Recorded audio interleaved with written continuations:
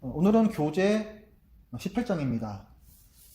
우리 성경에서는 레위기 12장 본문이 되겠고요. 산모가 아기를 낳았을 때 부정결해지는 문제를 다뤄요. 레위기 12장을 보면 아이를 낳은 산모는 부정하다. 그래서 격리시켜야 된다라고 얘기를 해요. 그럼 왜 아기를 낳은 산모를 부정하다라고 얘기를 할까요? 아기를 낳는 게 죄이거나 아기를 낳는 게 뭔가 잘못된 일이기 때문일까요? 왜 그럴 것 같습니까, 여러분? 우리가 배운 바에 의하여 생각을 해보시면 아시는 분? 예, 맞습니다. 예, 맞습니다. 그겁니다, 바로. 아까 성, 속, 정, 부정을 설명해 주실 때 정과 부정의 기준은 생명과 죽음이라고 말씀해 주셨었어요. 예, 그 기준에 따르는 겁니다. 그래서 피는 생명이기 때문에 피를 쏟으면 생명에서 멀어지는 거예요. 생명의 소실, 죽음과 가까워진다. 이런 개념으로 보는 거죠. 근데 아기를 낳으면 그 산혈이라고 그러죠. 피를 많이 쏟습니다. 그러면 이제 생명력이 많이 빠져나간 거예요. 그래서 죽음과 가까워지는 거기 때문에 부정하다 이렇게 분류를 합니다. 그 다음에 그 레위기 12장을 보면요. 여기 이제 남녀차별 나옵니다. 남녀차별. 부정해지는데 아들을 낳았으면은 총 40일 동안 부정해요. 근데 딸을 낳으면은 총 80일 동안 2배 기간이죠. 부정합니다. 불공평하죠. 아들 낳는다고 아니면 딸을 낳는다고 피를 더 많이 흘립니까? 그런 거 아니잖아요. 그런데 그렇게 규정을 하고 있어요. 좀 세부적으로 보면은 아들을 낳았을 때에는 일단 7일 동안 철저히 격리를 시켜야 됩니다. 7일 동안은. 그리고 7일이 지나면 그다음에 정결의례라고 그래요.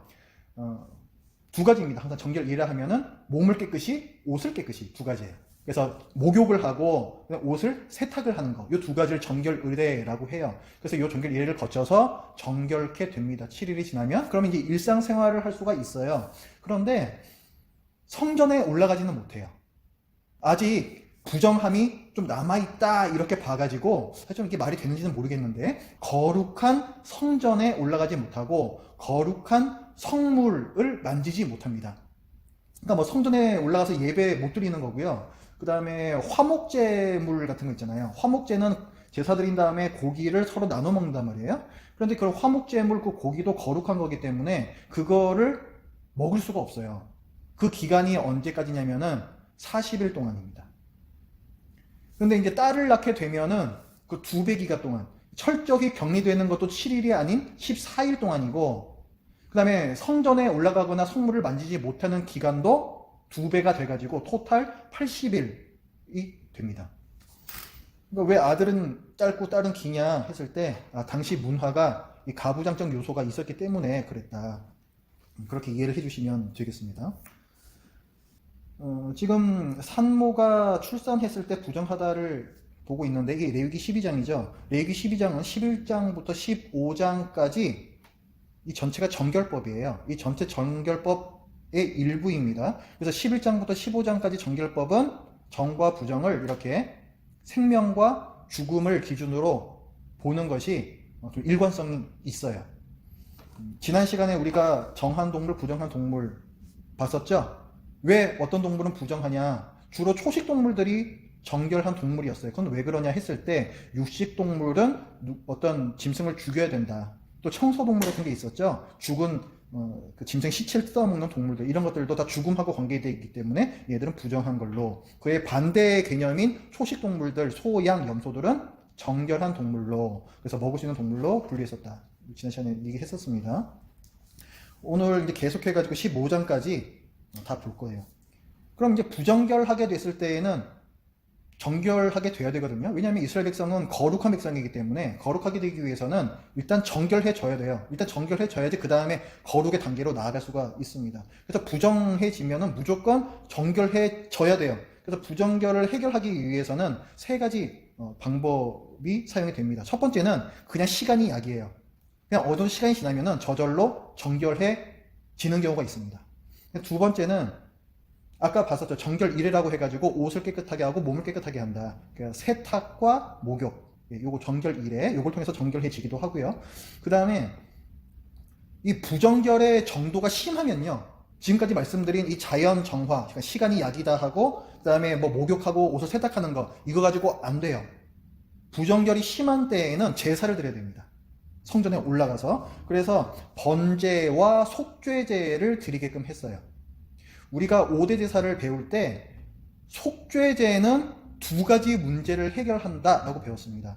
첫 번째 죄의 문제고 두 번째 부정의 문제예요. 그 부정의 문제를 해결하기 위해서는 속죄제를 드려야 돼요.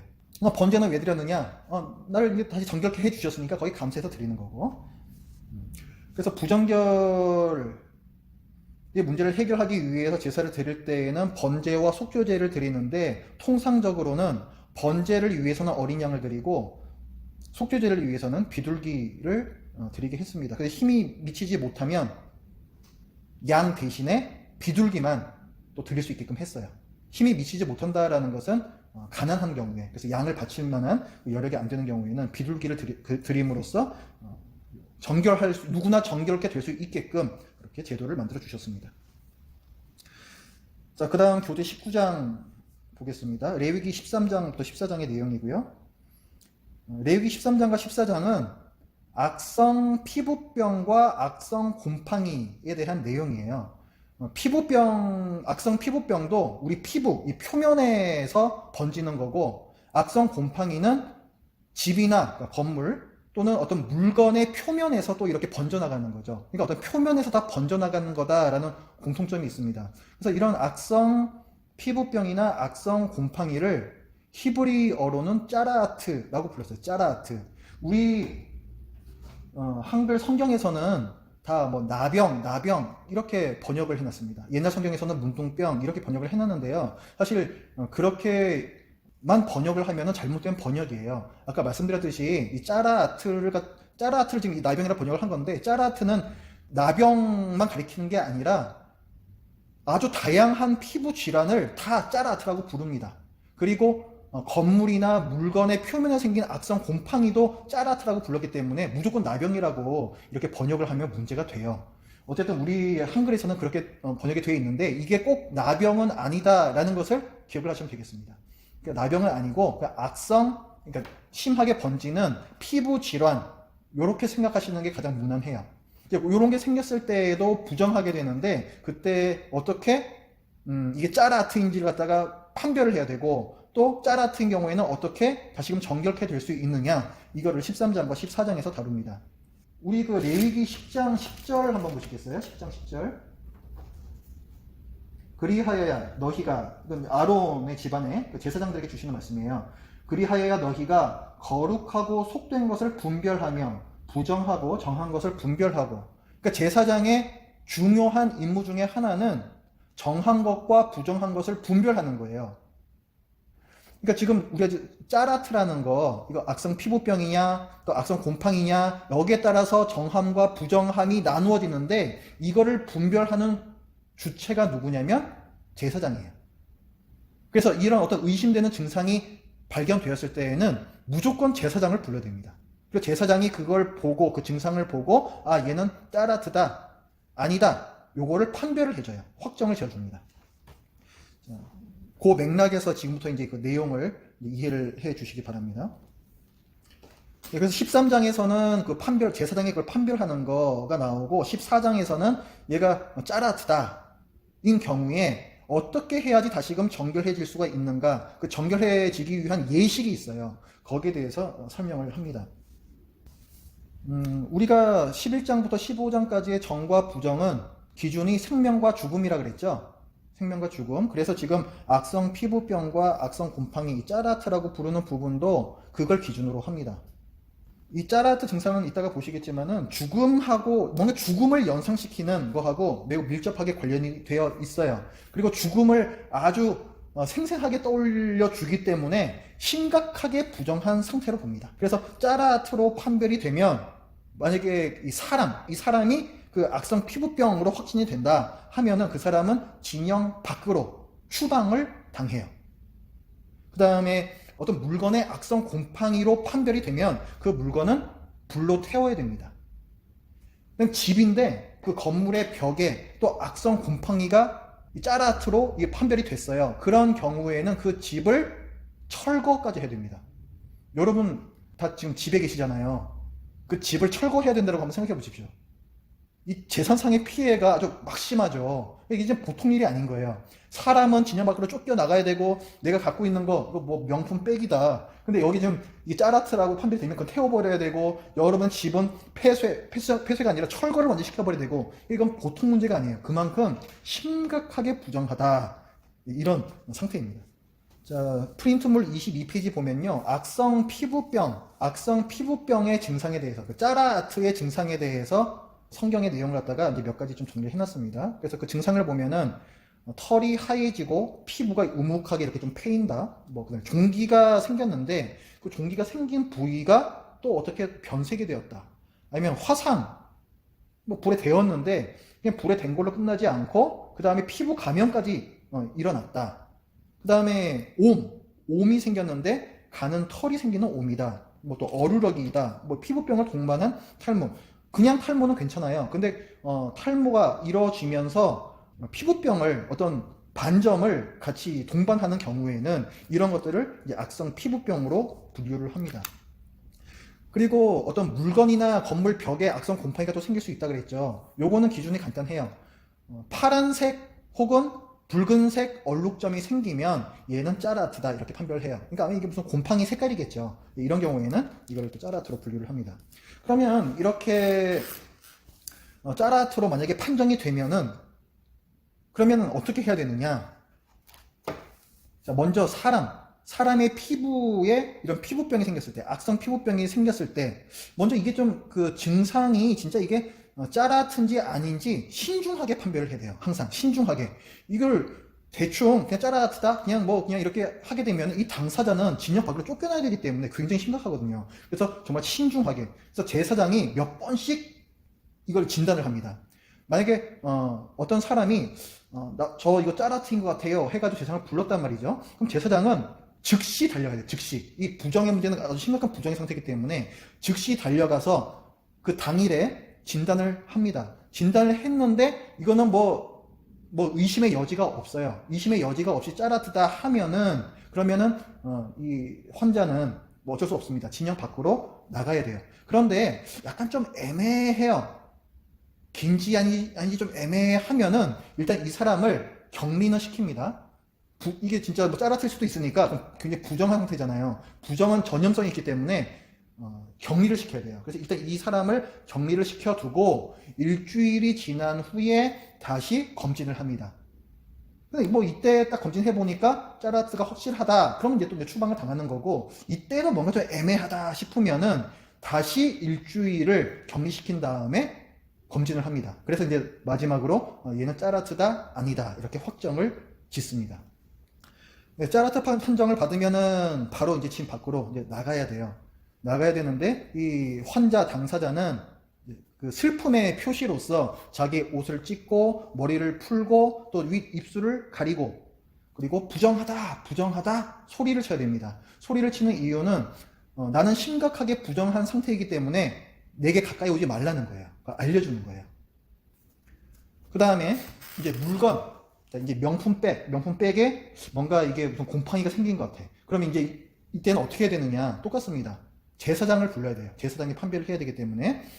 그러면은 물건하고 건물의 경우에는요, 이 당일에 확진하는 경우는 없어요. 사람은 당일날에 확진할 수도 있는데 이 물건하고 집의 경우에는 이게 좀 재산상의 어떤 손실에 대한 부분이라서 그런 건지 왜 그런지 모르겠는데 어쨌거나 그 당일에 바로 판정을 내리지 않습니다. 일단은 뭐 이거 물건이다 싶으면은 얘는 일주일 동안 따로 격리를 시켜요. 이 물건을. 그래 놓고 일주일 후에 그 상태를 보고 이 곰팡이가 더 번졌는가 뭐 이런 걸 보고 나서 짜라트다 아니다 확정을 짓습니다.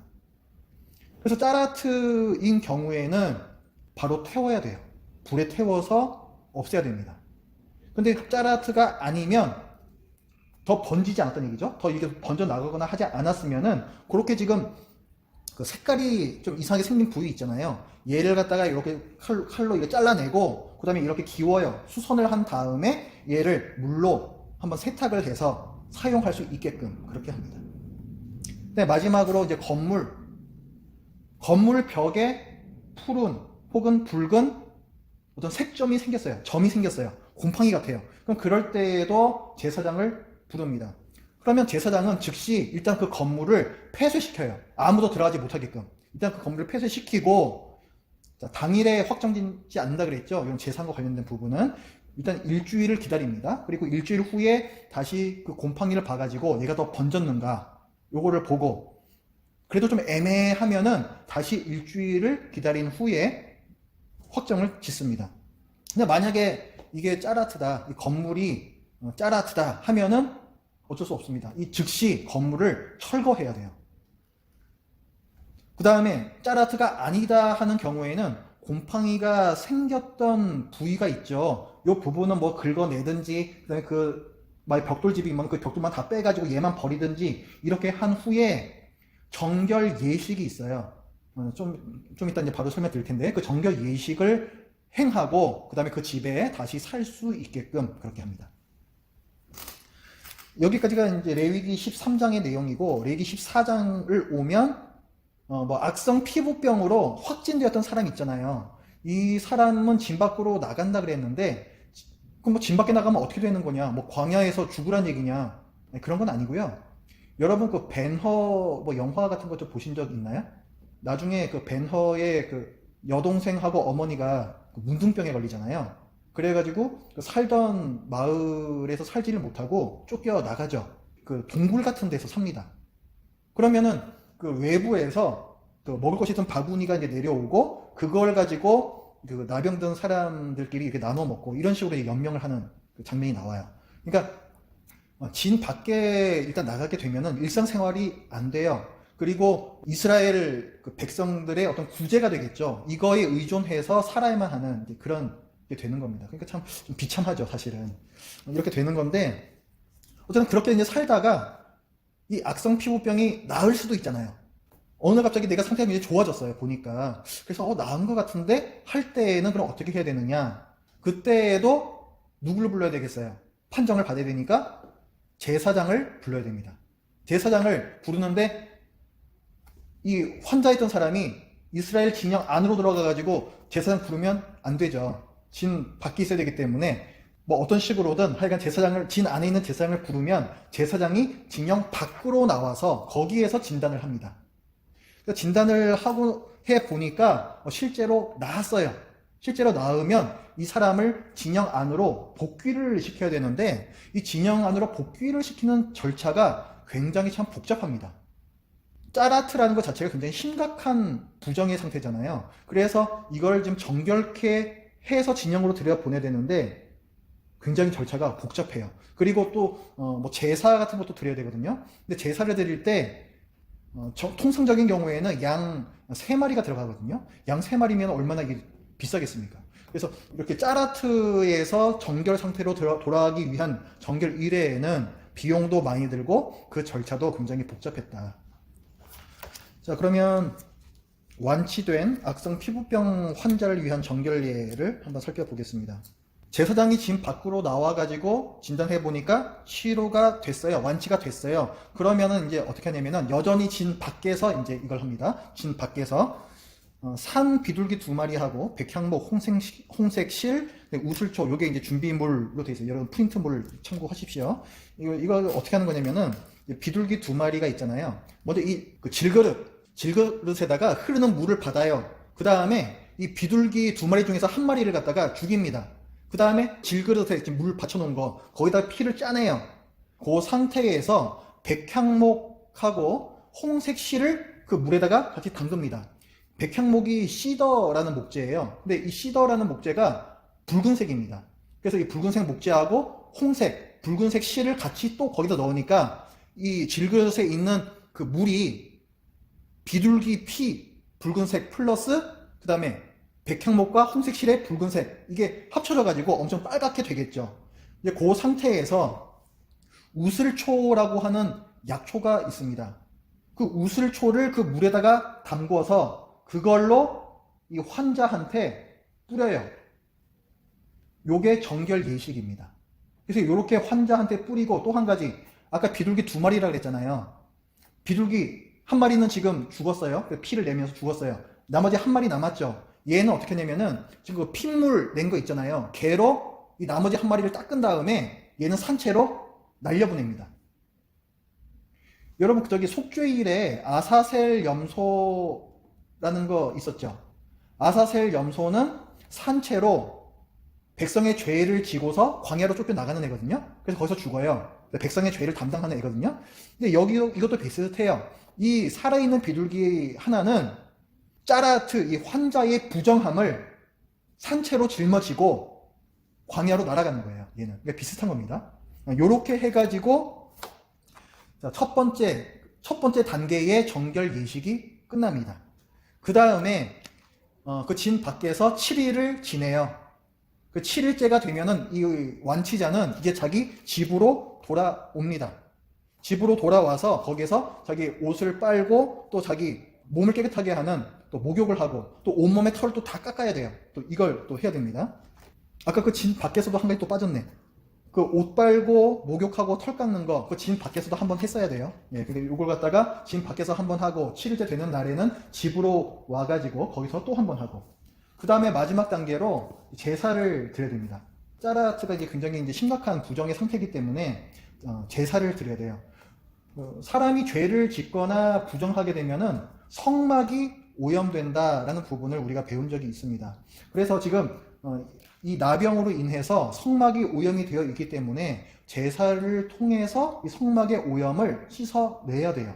그래서 집으로 들어와가지고 뭐 목욕하고 세탁하고 그 다음날에는 성전에 올라가서 제사를 드립니다. 첫 번째는 속건제라는 걸 드리고 두 번째로는 속죄제, 세 번째 번제, 그리고 소제 이렇게 드립니다. 많은 제사를 드리죠. 속건제, 속죄제, 번제, 소제, 화목제만 빼고 다 드리는 거예요. 그만큼 이게 지금 부정의 상태가 심각하다라는 것도 우리가 알 수 있는 거죠. 속건제를 드릴 때에는 순양을 드리는데요. 순양을 잡으면은 피하고 기름이 나와요. 근데 이 피하고 기름을 제단을 씻는 데도 사용하고 또 성소를 향해서 뿌리는 데도 사용을 합니다. 그래서 성소를 정결케 하는데 사용을 하는 거고, 그리고 이걸 갖다가 또 이제 완치자한테도 발라요.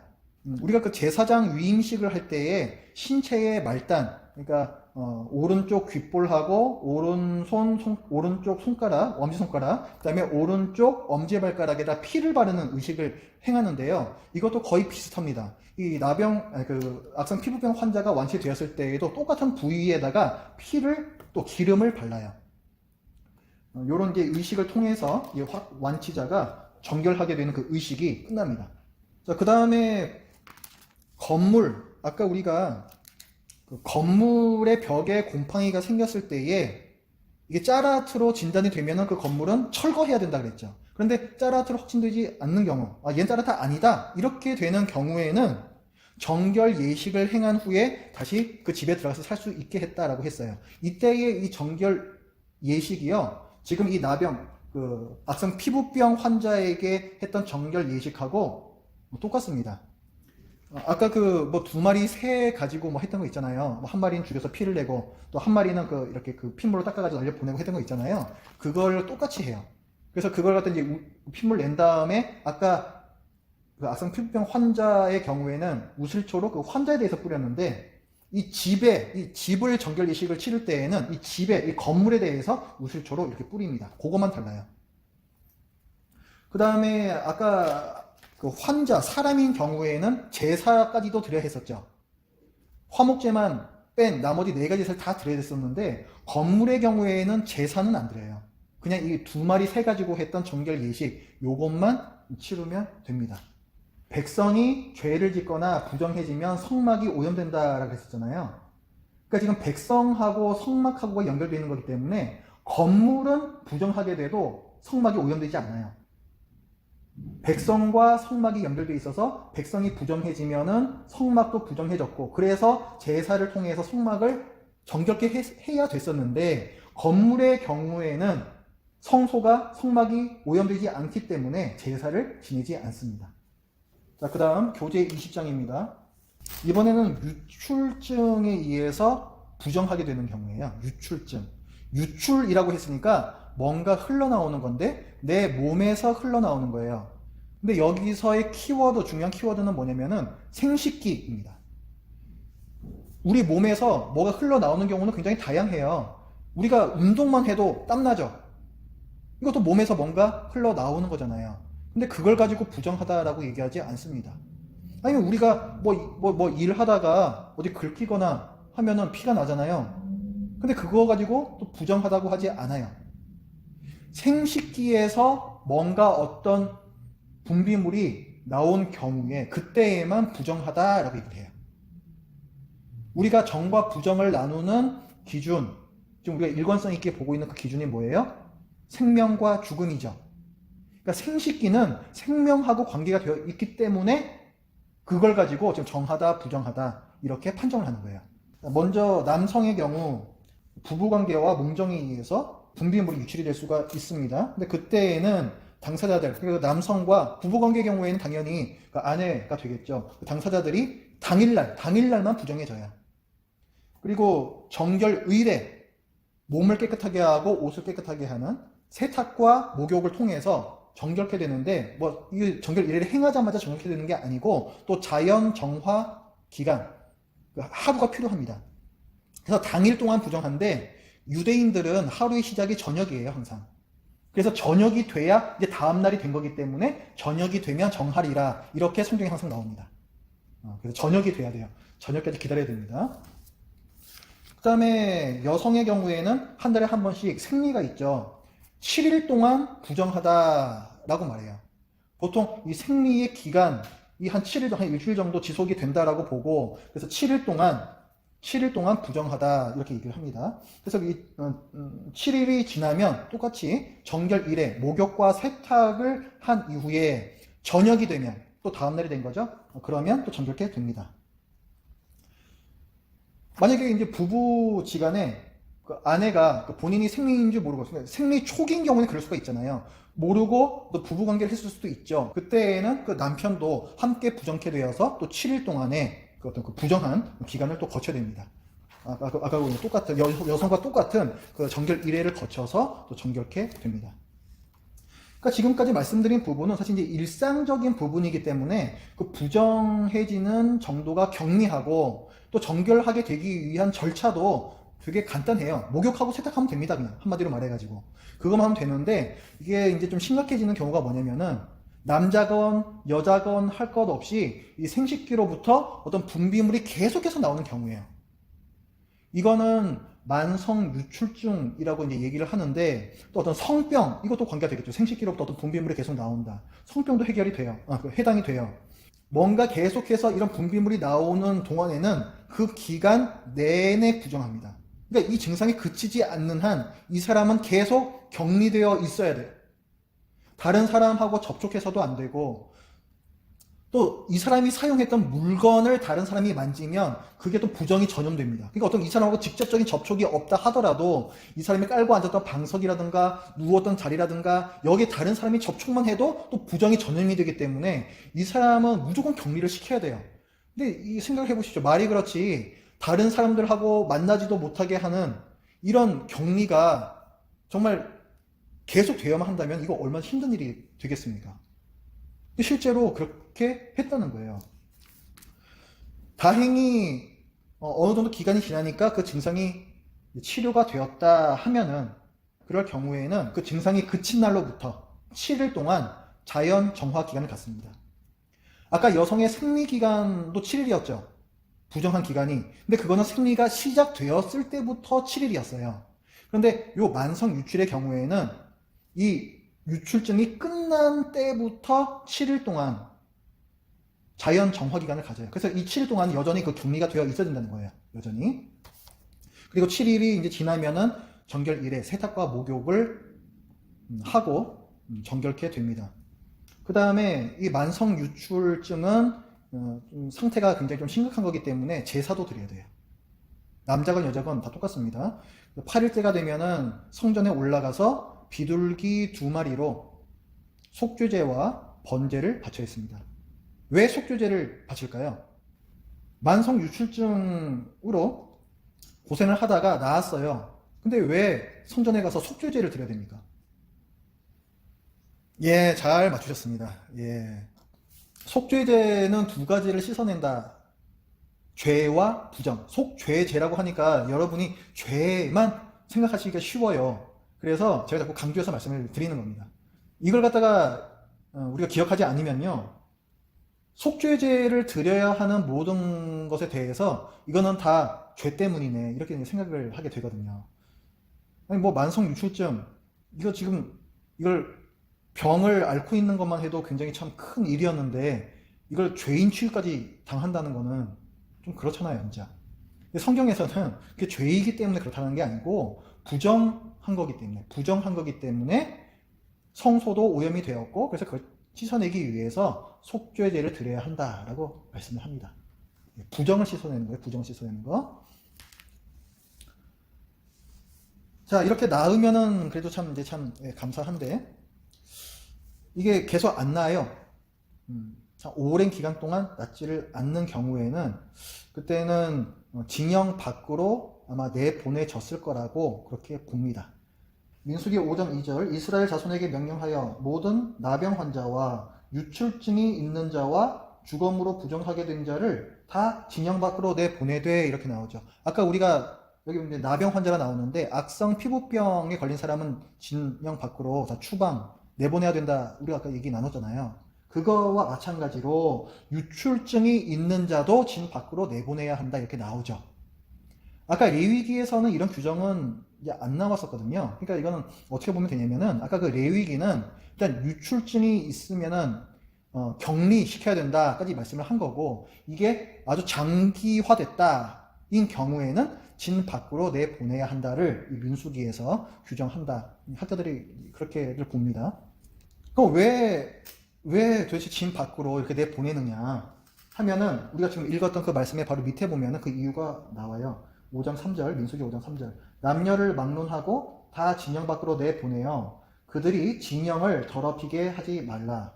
내가 그 진영 가운데에 거하느니라. 자, 진영이 더럽혀지면 안 된다 말씀하세요. 우리가 배웠었죠. 거룩하고 부정하고 만나면 어떻게 됩니까? 부정에는 전염성이 있기 때문에 거룩함이 훼손이 됩니다.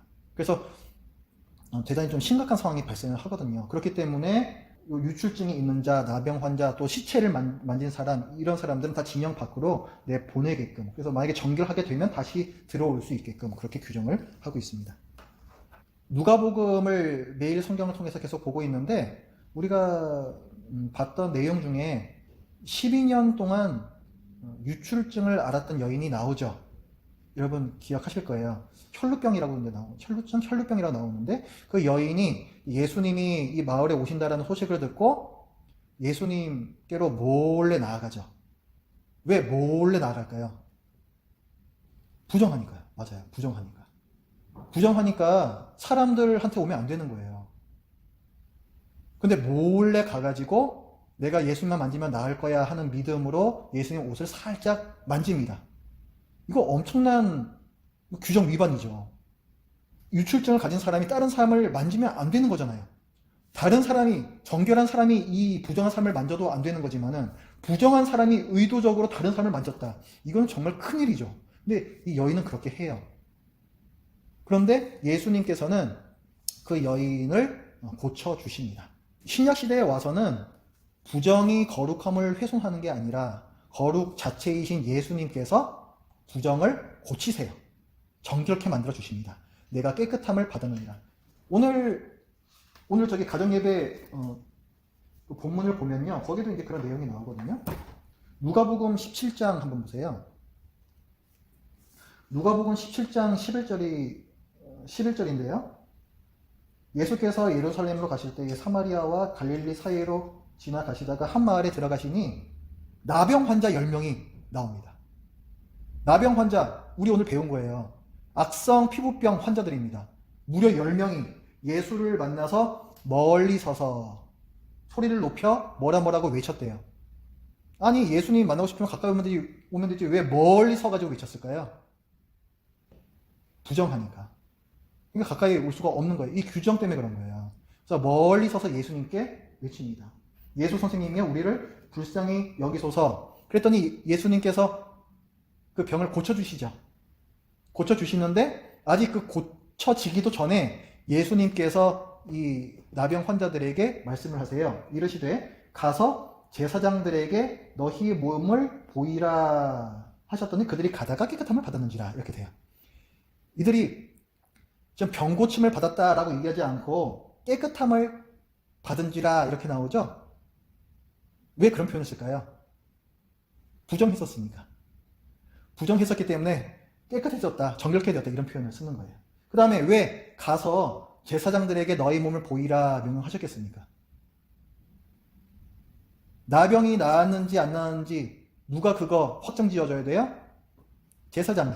그래서 제사장에게 가서 몸을 보이라는 거예요. 율법대로 예수님께서 명하신 거죠. 그럼 이제 레위기 규정을 아니까 오늘 본문 껌이죠. 다 해석되죠. 왜 이렇게 하시는지. 예수님께서는 부정함에 의해서 훼손되지 않으세요. 그래서 예수님께서는 이 거룩을, 정결함을 전염을 시키십니다. 그래서 오늘 뭐 이런 나병 환자들 뿐만이 아니라 또 뭐 12년 된 혈루병 여인 뿐만이 아니라 가장 부정한 죽은 나사로의 묘에까지 찾아가셔가지고 나사로를 살리시기도 하시고, 그러니까 예수님께서 오셨을 때에는 부정의 아주 대표적인 아주 가장 부정함의 단계라고 할 수 있는 죽음까지도 다 쫓겨나가는 일이 일어났습니다. 예수님께서 계신 곳에서는. 그러니까 생명이신 예수님, 우리가 알 수 있는 거죠. 정과 부정의 기준은 생명과 죽음. 그러니까 생명이신 예수님께서 오셨을 때 죽음, 부정함이 다 쫓겨나갑니다. 신약 시대에는요, 정결법이 다 폐지가 되었습니다. 우리가 지난 시간에도 나누었지만은 지금 음식 가지고 정결하다, 부정하다 이런 거 없어요. 모든 음식물은 다 하나님께서 주신 것이기 때문에 부정하다 이런 거 없습니다. 그게 이제 신약 성경에서의 선언이거든요. 그러면은 오늘날에는 우리가 거룩한 백성이라고 얘기를 하는데 그 거룩함을 무엇으로 유지할 수 있겠습니까? 구약시대에는 이런 율법들을 지키면은 거룩한 백성이 되는 거였잖아요. 근데 지금은 이런 음식법도 없고 또 뭐 이런 뭐 유출증에 관련된 그런 법도 없잖아요. 그런 거 아무것도 없잖아요. 그럼 오늘날 이 신약시대 백성들은 어떻게 거룩한 백성이 될 수가 있겠습니까? 자, 거룩함은 어떤 요소로 이루어져 있어요? 분리성과 완전성이라고 그랬죠. 그러니까 한마디로 하면은 구별됨이에요. 구별됨. 거룩함은 구별됨입니다. 구별됨은 뭐냐면요. 사실 여기 그 책의 교재에서 좀 단어를 분리성이라는 걸 써가지고 사실 좀 이게 좀 안 맞는 건데요. 원래 구별됨이라고 하면은 분리되지도 않고 혼합되지도 않는 거예요. 분리되지 않고 혼합되지 않는 거. 그게 구별됨입니다. 신약 시대의 그리스도인들은 성도, 거룩한 물이라고 불리는데 그 거룩한 백성은 구별돼야 돼요. 세상으로부터. 근데 그렇다고 해서 세상으로부터 분리되면 안 됩니다. 하지만 또 그렇다고 해서 세상과 혼합돼서도 안 됩니다. 세상 안에서 살지만 또 세상과는 혼합되지 않는 모습으로 살아야 돼요. 그럼 어떻게 그런 모습을 살 수 있냐면 말씀과 기도를 통해서 그렇게 살 수가 있어요. 디모데전서 4장 5절에 보면 하나님의 말씀과 기도로 거룩하여짐이라 이렇게 말씀합니다. 이게 무슨 말이냐면요. 내가 그러면은 어디 가가지고 자 하나님의 이 성경 말씀을 거기서 딱 선포를 하면은 거기가 뭐 거룩해지고 뭐 이렇게 되는 거냐? 그런 게 아니고요. 말씀과 기도로 순종한다는 얘기예요. 우리 그리스도인들은 하나님의 말씀에 순종함으로 세상과 구별되는 모습을 유지할 수 있습니다. 구별되는 기준은 말씀이고 그 구별되는 모습으로 살기 위해서는 기도가 필요해요. 여러분 기도 없이 말씀만 가지고 순종할 수 없습니다. 그래서 말씀과 기도로 거룩하여 지니라 이렇게 성경에서는 우리 그리스도인들에게 가르쳐주고 있어요. 기억을 해주시기 바랍니다. 자, 그 다음에 마지막입니다. 교재 21장 피에 대해서 이제 나옵니다. 여러분 제가 나눠드린 프린트물에서 16페이지 잠깐 봐주세요. 16페이지에 레위기의 구조 그 박스 안에 들어가 있죠?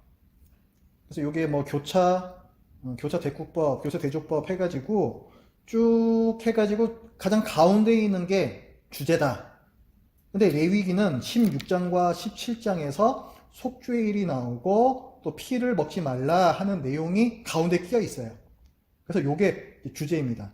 근데 이걸 보시면요, 레위기 구절을 보시면 1장부터 7절까지 제사가 나오죠. 그 다음에 거룩한 제사장직이 나오고, 그리고 나서 정결법이 나와요. 제사에서도 뭐 여러 가지 제사가 있지만은 가장 중요한 것은 속죄제, 죄의 문제를 정결해져야 되기 때문에 죄와 부정의 문제를 해결하는 속죄제가 가장 중요하고, 속죄제의 핵심은 피라고 할 수 있습니다. 그리고 11장부터 우리가 보고 있는 정결법에서도 생명과 죽음을 기준으로 정과 부정을 나누고 있죠. 근데 그 내용 중에서 또 피와 관련된 거, 육식동물도 마찬가지고 뭐 유출증도 마찬가지고 이런 피와 관련된 내용이 많이 나오고 있어요. 이 피가 굉장히 중요하다 계속 이렇게 우리가 이 본문 통해서 알 수는 있는데 왜 중요한지에 대한 설명은 아직 나오지가 않았습니다. 그래서 그 설명이 나오는 게 레위기 17장이에요. 프린트물 24페이지로 다시 오시고요. 레위기의 구조에서 16장과 17장이 중심 주제라 그랬습니다. 그런데 16장을 보면은 16장은 속죄일의 내용이에요. 속죄일은 이스라엘 백성 전체와 그다음에 성막에 쌓여 있던 아직 처리되지 않은 모든 죄와 부정을 한꺼번에 다 청소하는 대청소의 날이죠. 대청소의 날인데 그 속죄일에 가장 중요한 것 역시 피예요. 이 피를 가지고 지성소에 들어가요. 1년에 딱 한 번만 들어갈 수 있는 지성소에 들어가서 거기에 속죄판이라고 나옵니다. 그 언약궤, 10계명이 들어있다고 하는 그 언약궤 뚜껑에 해당하는 속죄판, 여기에다가 피를 바르고 뿌리고 하거든요. 이걸 통해서 성막이 그리고 온 백성의 처리되지 않았던 모든 죄와 부정의 문제가 씻어집니다. 그러니까 속죄의 일은 피의 속죄 기능의 절정이라고 할 수가 있어요. 그리고 나서 레위기 17장에 오면 이 피가 어떤 기능이 있는지 비로소 이제 설명을 해줘요. 그러니까 계속해서 레위기가 처음부터 뭐 제사가 됐든 정결법이 됐든 피가 이렇게 중요하다 얘기하다가 16장에 와서 피가 가장 중요한 속죄 일까지 온 다음에 피의 기능이 무엇인지를 17장에서 설명을 해준다는 거예요. 레위기 17장의 핵심은 11절 말씀이 있습니다. 레위기 17장 11절 제가 읽겠습니다. 육체의 생명은 피에 있습니다. 내가 이 피를 너희에게 주어 제단에 뿌려 너희의 생명을 위하여 속죄하게 하였나니 생명의 피에 있으므로 피가 죄를 속하느니라. 이 말씀에서 이제 반복해서 나오는데요. 피는 생명이다 하는 거하고 피는 너희 생명을 위하여 속죄하게 한다. 이렇게 나와요. 그 다음에 그걸 둘러싸고 있는 10절과 12절. 그러니까 11절에서는 피는 너희 생명을 속죄한다. 그리고 나서 그렇기 때문에 10절과 12절에서는 피를 먹으면 안 된다. 이렇게 나와요. 피는 너희 생명을 속죄하는 거기 때문에 제단에서 사용을 해야 되고 그래서 너희는 피를 먹으면 안 돼. 요게 10절부터 12절까지의 내용이에요. 요게 중심입니다. 레위기의 중심. 그러니까 유대인들은 절대로 가축, 짐승의 피를 먹지 않습니다.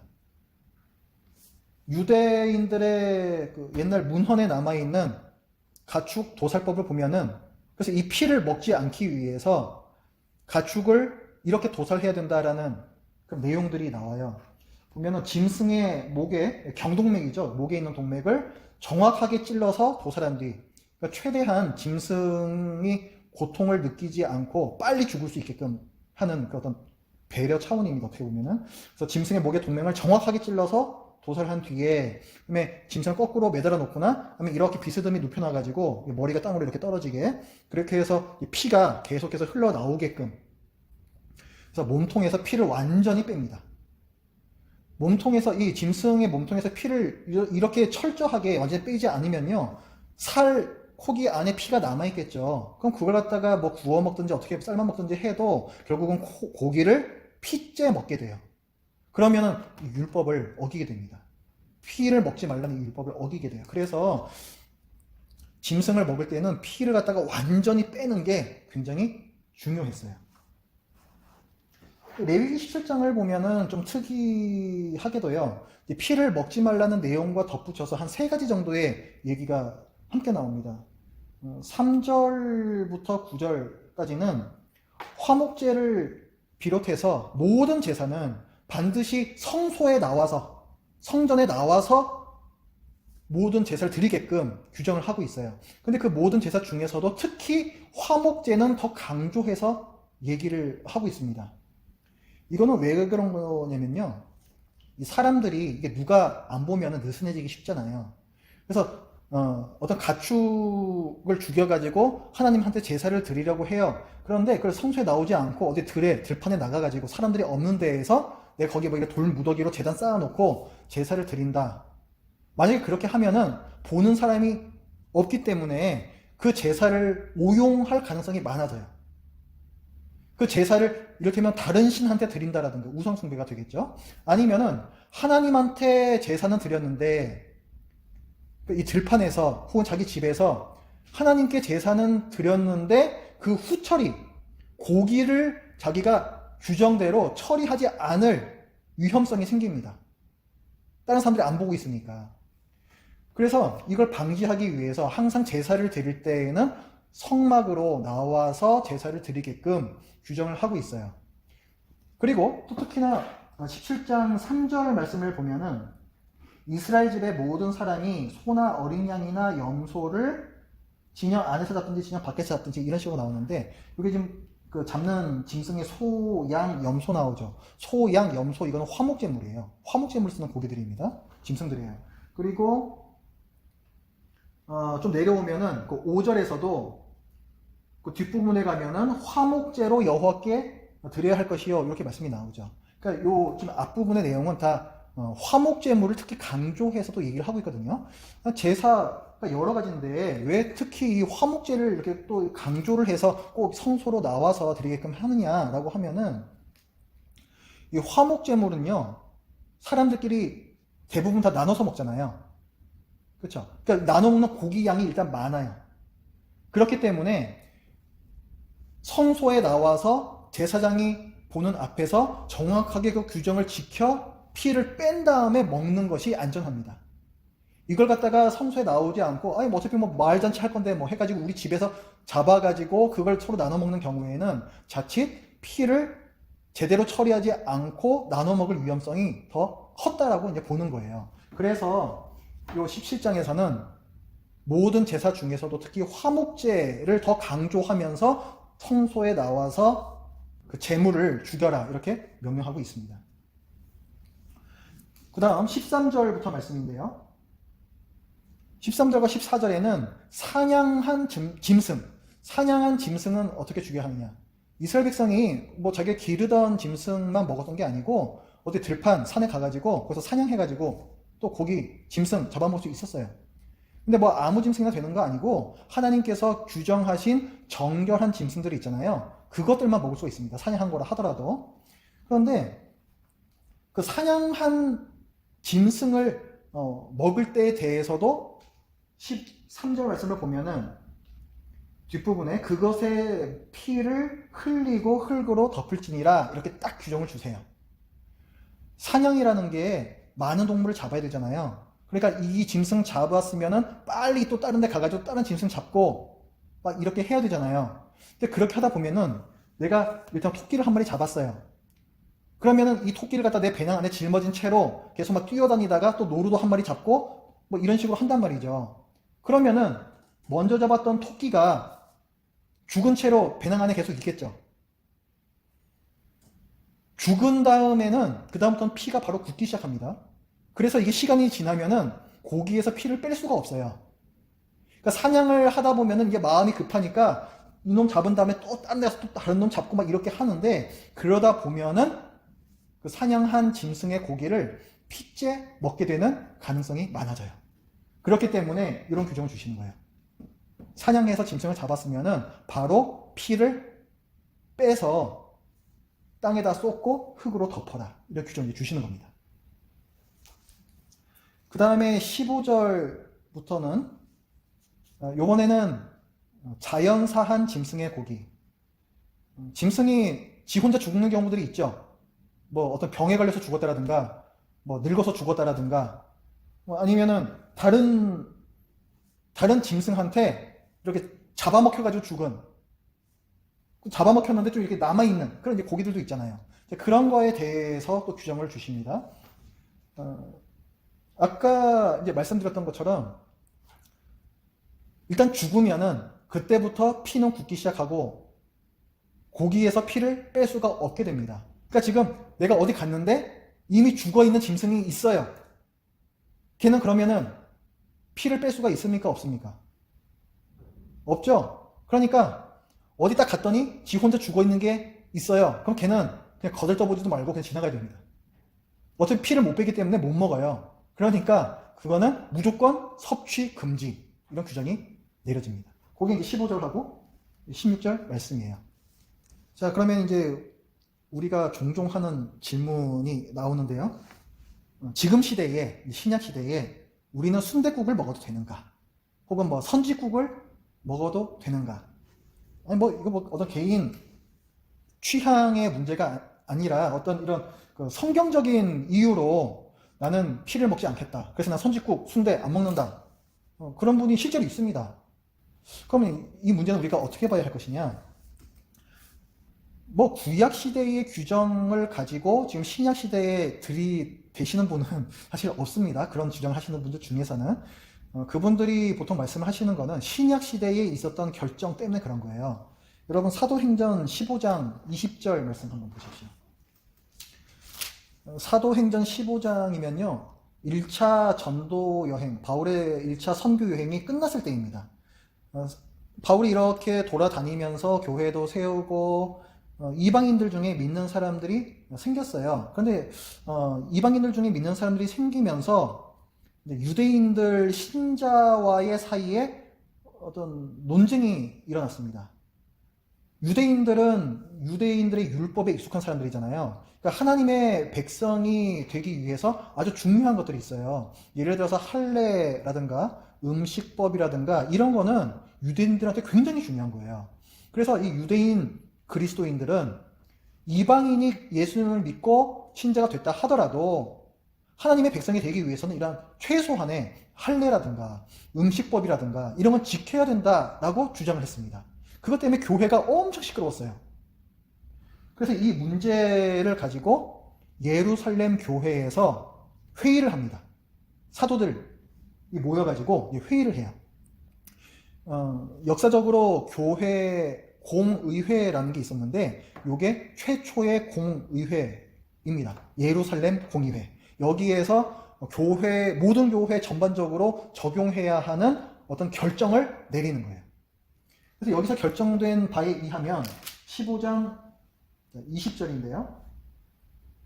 19절부터 보면은 그러므로 내 이견에는 이방인 중에서 하나님께로 돌아오는 자들을, 그러니까 이방인들 중에 회심자들이에요. 괴롭게 하지 말고 아주 뭐 이런저런 율법들을 다 지켜야 된다 이렇게 괴롭히지 말고 다만 우상의 더러운 것과 음행과 목매어 죽인 것과 피를 멀리하라고 편지하는 것이 옳다. 이렇게 의견을 내서 그 밑에 29절에 보면은 이 의견이 받아들여집니다. 그리고 실제로 이방인 교회들에 그렇게 편지하라 이렇게 나와요. 그 규정 그대로. 그래서 이게 신약 시대의 교회에서 결정된 거잖아요. 그러니까 이 내용에 따르면은 여기 분명히 피를 멀리 하라는 게 있단 말이에요. 그렇기 때문에 신약 시대에 피를 먹으면 안 된다. 그래서 선지국 안 먹고 순대 안 먹고 가능한 해석이죠.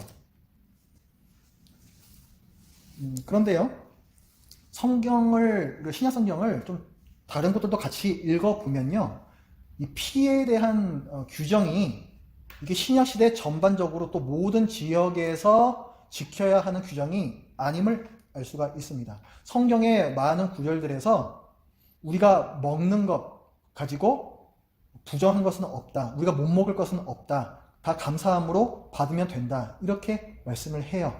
그렇기 때문에 지금 시대에 우리가 피를 못 먹는다. 이 얘기는 사실 시대의 착오적인 생각입니다.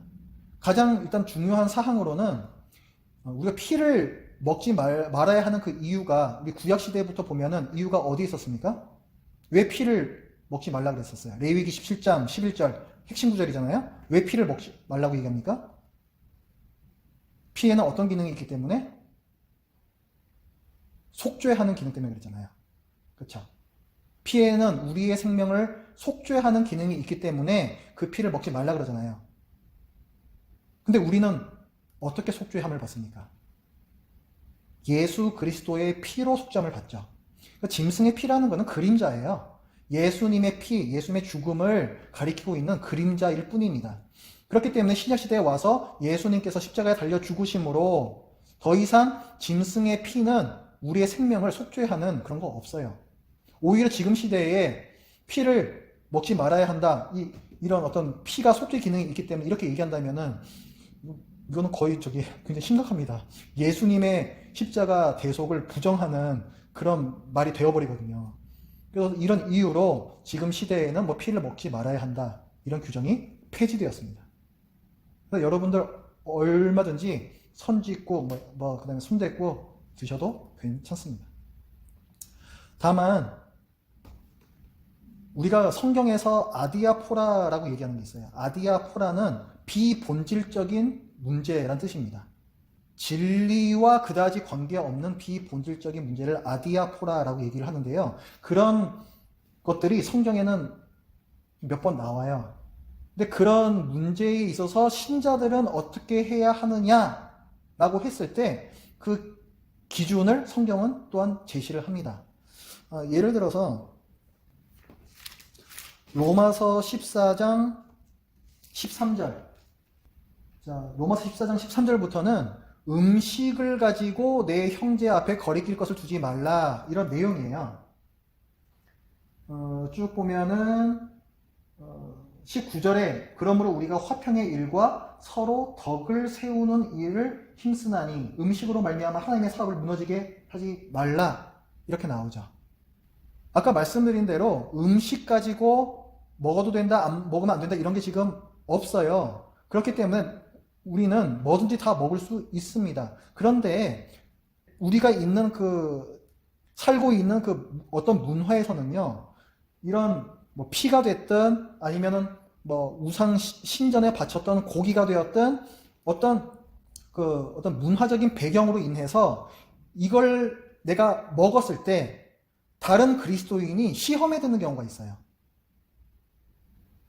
이거는 음식물도 마찬가지고 술, 담배, 뭐 주초 문제라고 하는 거 이것도 다 마찬가지입니다. 그 자체로는 전혀 죄가 되지가 않아요. 성경에서 죄라고 규정하지 않습니다. 근데 그것 때문에 그 문화에서는 다른 형제자매가 시험에 들 수가 있어요. 내가 그걸 갖다가 행했을 때.